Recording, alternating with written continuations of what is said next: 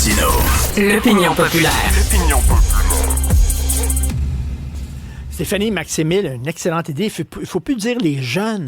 Ah non? Il faut dire les gens en situation de jeunesse. Parce que demain déjà, il va être moins jeune qu'il l'est aujourd'hui. Ah, ben Donc, ça serait plus adapté, là. Ouais. Gens en situation de jeunesse en voie de devenir des vieux. Ça, c'est excellent. C'est comme ça qu'il faut faire attention aux mots qu'on utilise. Froisser, oui, c'est ça. Ben non. Le Pentagone américain a dévoilé son dernier rapport sur les ovnis, puis il y aurait des centaines de nouveaux cas d'objets volants non identifiés.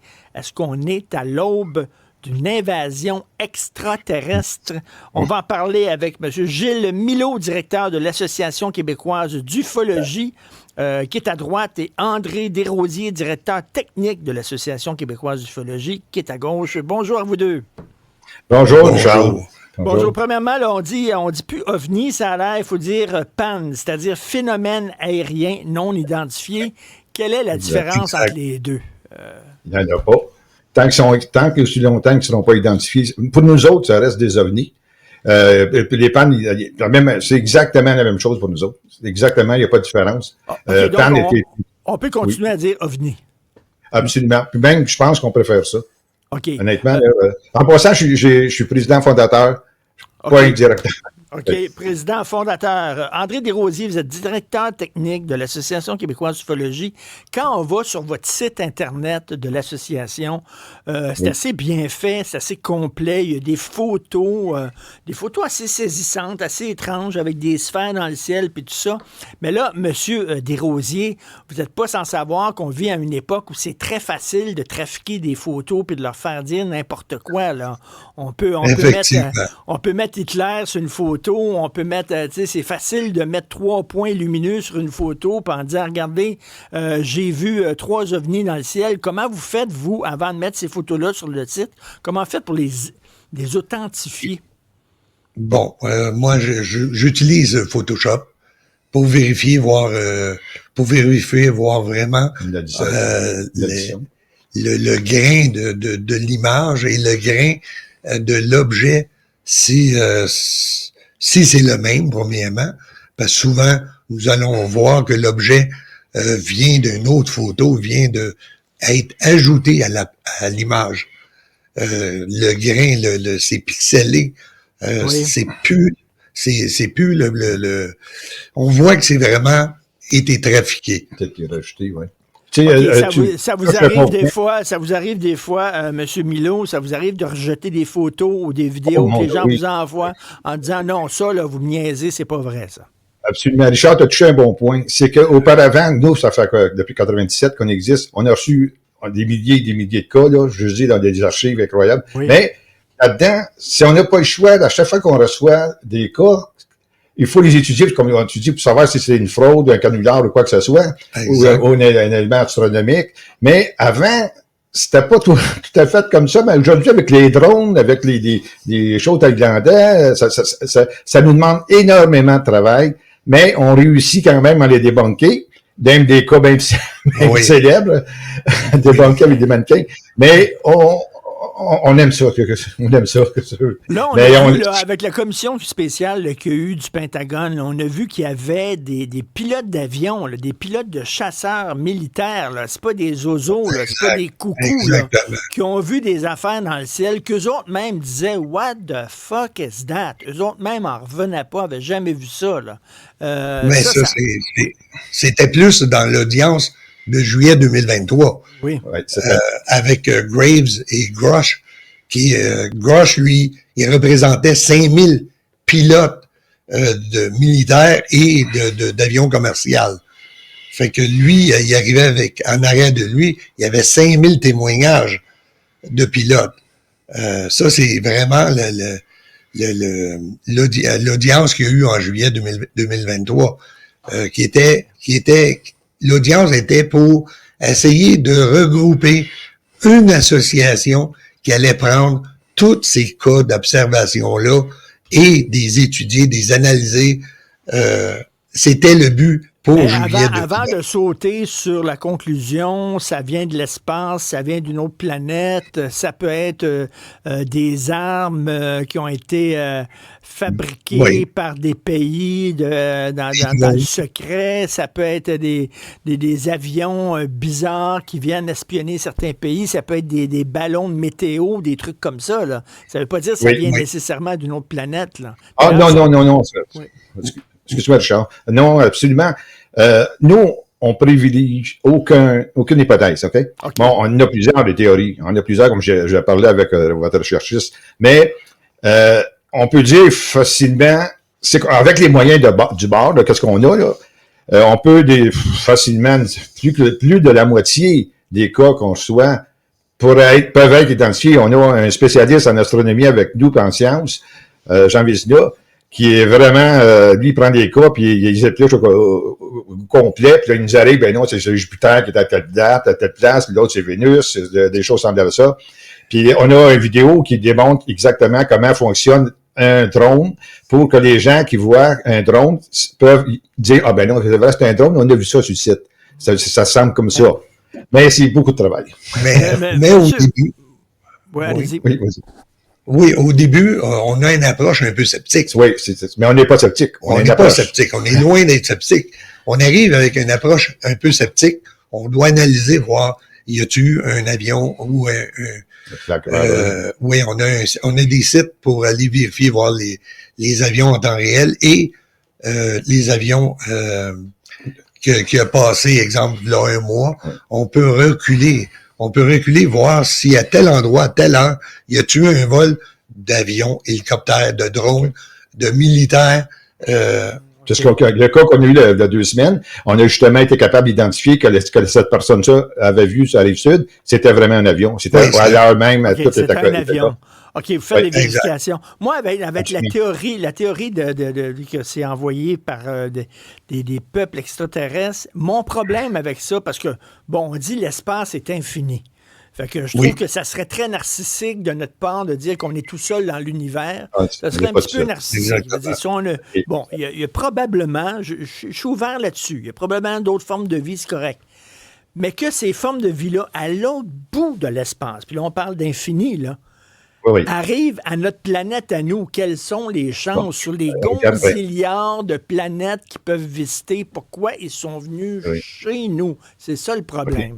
Ouais, comme j'ai déjà dit à quelqu'un, on est le Cuba de l'univers. Là, tout le monde vient nous visiter en police. Mais, on est le Saint-Cyril de Wendover de l'univers. Oui, voilà. Il y a de plus en plus que les scientifiques expliquent ce qu'on appelle les trous de verre.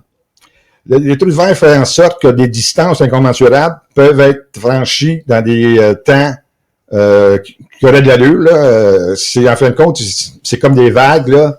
Puis au lieu de suivre tout le déroulement de la vague de haut en bas, qui se trouvait avec la distance normale, le trou de verre permet de passer à travers de ces vagues-là. Donc, ça raccourcit énormément la durée du temps. Ça, c'est une théorie que les physiciens présentement travaillent beaucoup là-dessus pour prouver le fait qu'est-ce qu'on appelle des wormholes. Vous pouvez aller voir, les gens. Oui. Mais ça peut être une théorie. D'autres théories, il y en a de plus en plus aussi qui en parlent avec... en physique quantique, on s'aperçoit que peut-être il y a des dimensions parallèles. Donc, est-ce que ces êtres-là pourraient venir d'une dimension parallèle? Parce que je comptais également, votre recherchiste, qu'il y avait un cas avec un juge de la Cour supérieure et son frère qui faisait de la motoneige à Laval. Et tout à coup, le soir, le ciel s'est complètement comme ouvert d'un trou.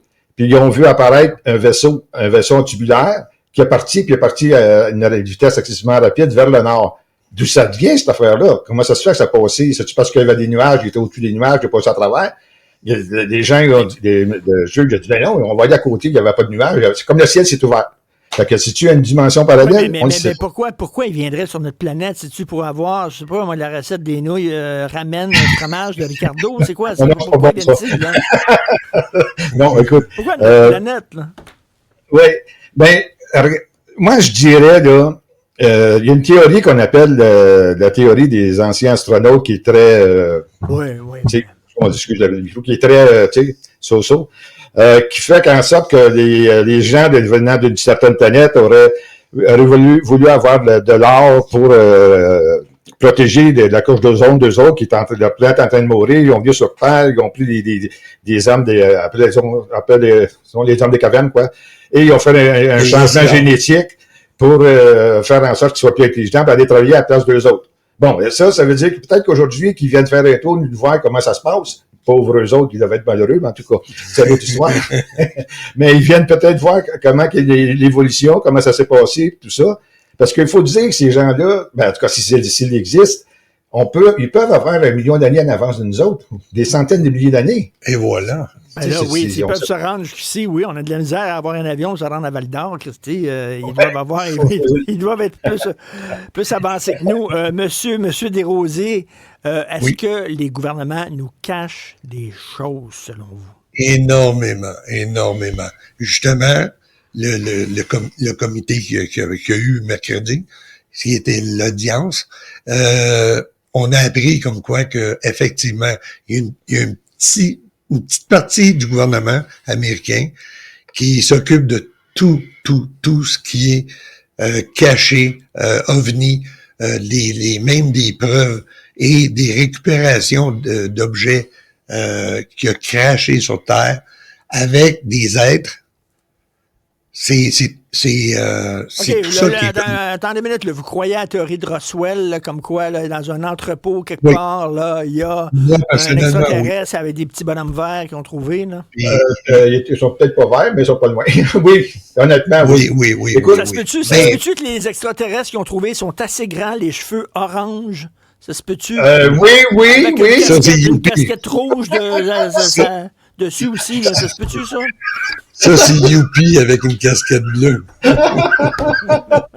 Non, mais écoute, on croit qu'il y a des entités, il y a eu des...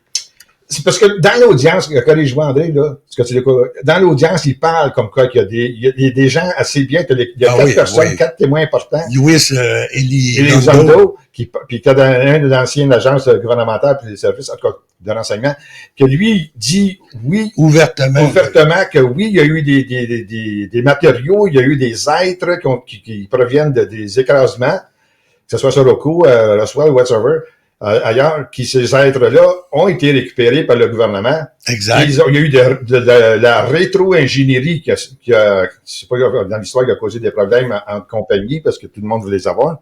Mais en tout cas, ça, c'est des gens qui sont... Ils n'en retirent aucun bénéfice présentement, ces gens-là. Hein, c'est des retraités, tout ça. C'est simplement, ils ont décidé de sortir qu'est-ce qu'il y en a faire suite au congrès qu'il y a eu l'année dernière. En 2023. En terminant, vous deux, là, quel film de science-fiction, selon vous, a la peinture la plus réaliste d'un extraterrestre? Ben, moi, c'est... Close Encounter pour Close moi. Encounter for Kind. Pour moi, là, c'est Steven Spielberg. Ouais, la rencontre du 4e type. Okay, parce que le 3e type. Le 3e type. Parce qu'il y en a... c'est comme des cas qu'il y a eu des enlèvements qu'en Alaska, puis ils ont fait montrer comme quoi c'était vrai, c'est pas tout à fait vrai. Mais celui-là, je pense que c'est comme s'il envoyait un genre de message, là. Mais moi, ça m'avait vraiment... Parce qu'il y en a qui parlent qu'il y a même des terriens qui ont eu un échange. Quand il y a eu supposément un atterrissage où c'est Roosevelt qui était là, puis qu'ils ont fait pas Roosevelt, Eisenhower, puis ils ont fait un genre d'échange de personnes, d'être avec des personnes, des terriens. Est-ce que c'est vrai, c'est pas vrai? Je sais pas, mais en tout cas, le film, puis peut-être qu'il s'est basé là-dessus. OK. J'aurais qu'une question qui me vient en tête. Là. Selon vous, là, est-ce que l'homme est allé sur la Lune? Oui. Ben, lui, il dit non, moi, je dis oui. Moi, je dis non. Lui, moi, je dis oui.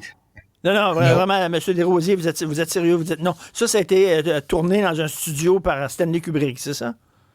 Exactement.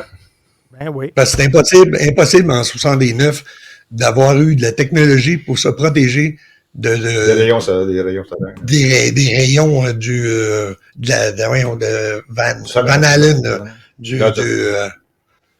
La ceinture de Van Allen. Ouais. Ou sinon, toutes les pellicules de caméra arrêtées, endommagées. C'est impossible. C'est impossible. Donc, ça en dit long sur le sérieux de l'Association québécoise d'ufologie. Merci beaucoup, M. Gilles Milot et André Desrosiers. Merci beaucoup. Merci.